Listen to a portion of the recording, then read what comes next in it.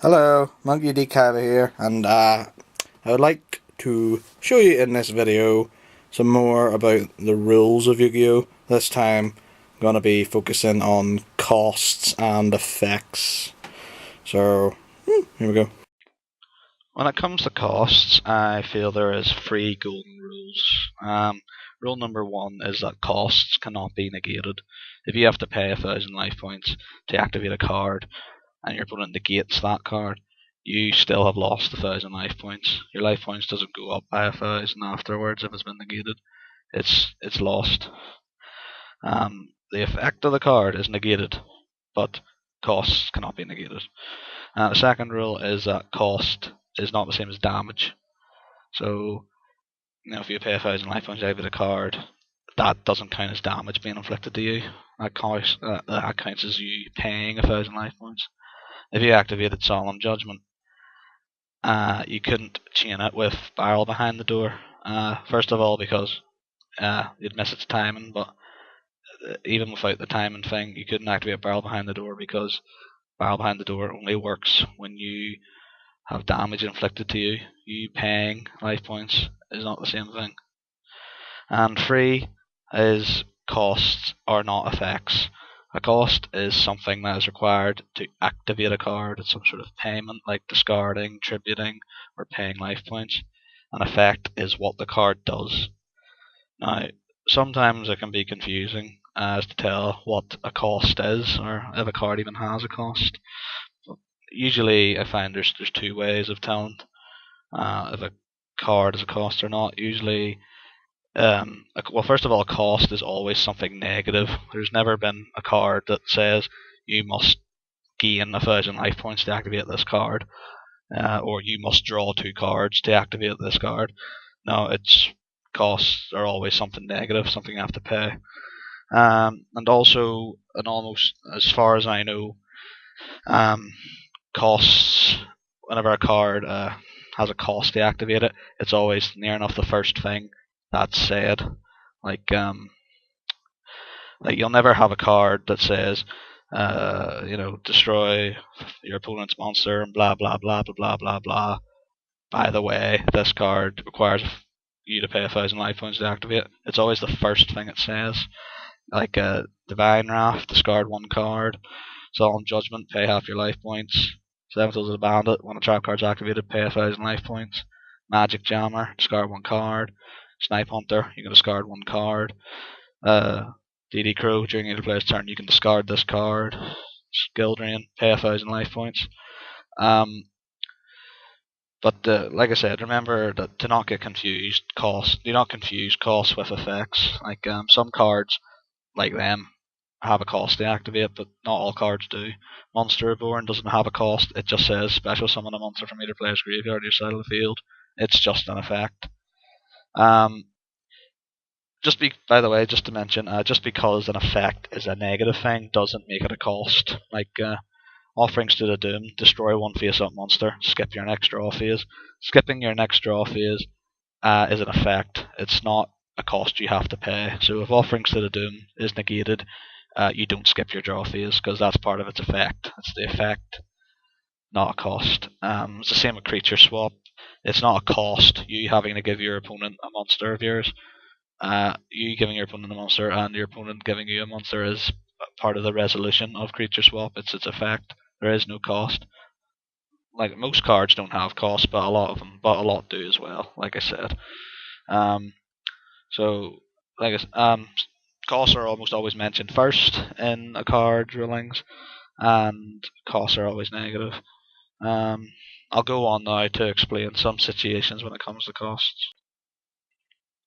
Okay, this is the first situation I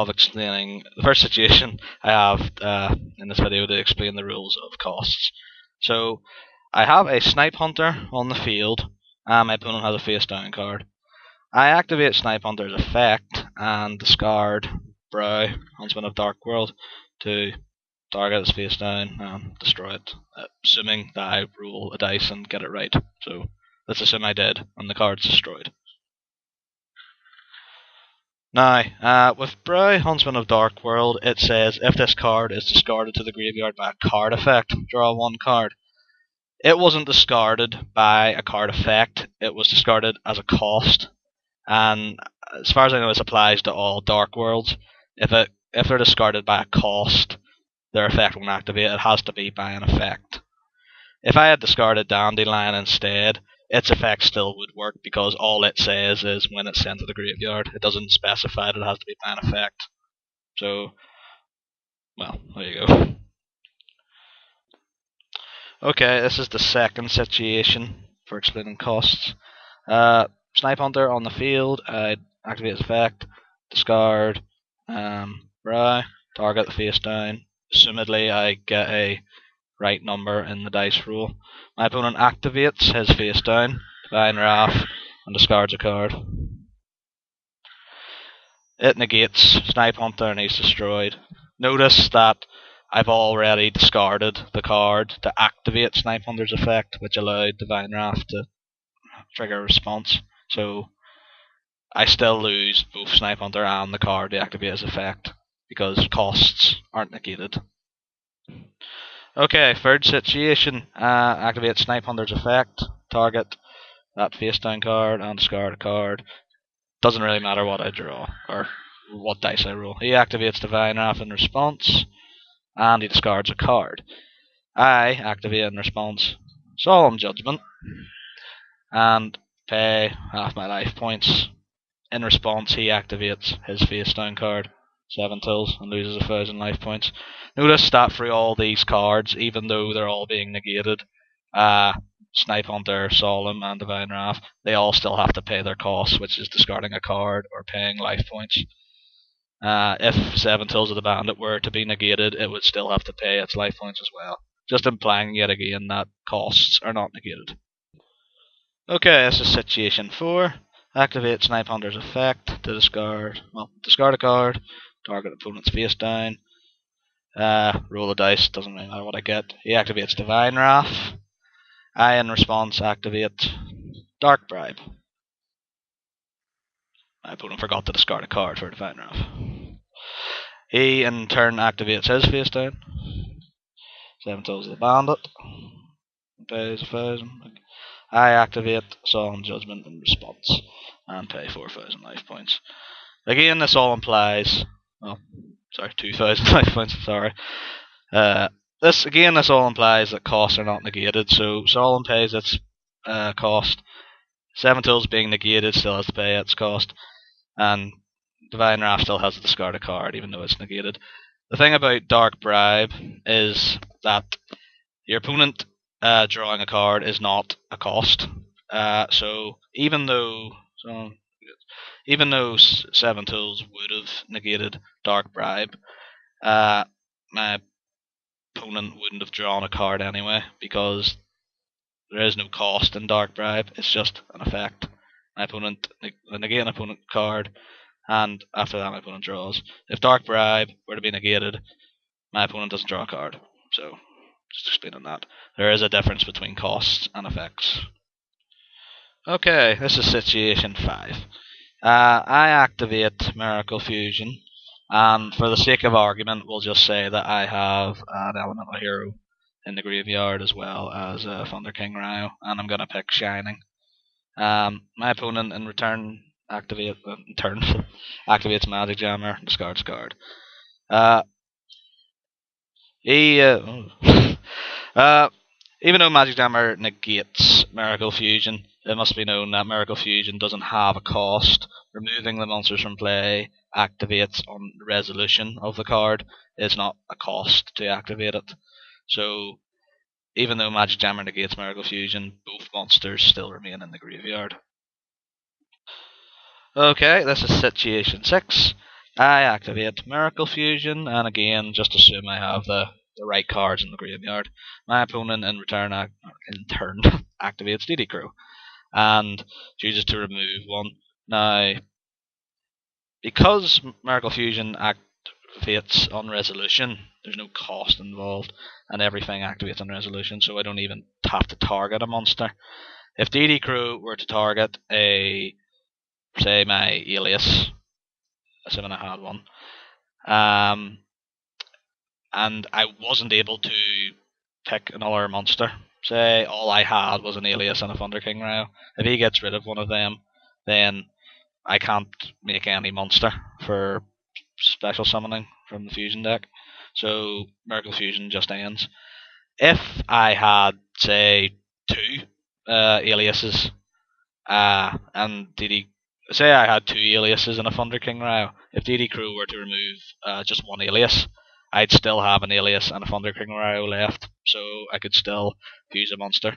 The point about this is that this is an effect that activates on resolution, so I just thought I would mention that because there's no cost involved. So just thought I'd mention that. Okay, this is Situation 7, another simple one. I have Prime Material Dragon on the field, and I have a Solemn Judgment face down. My opponent summons a monster.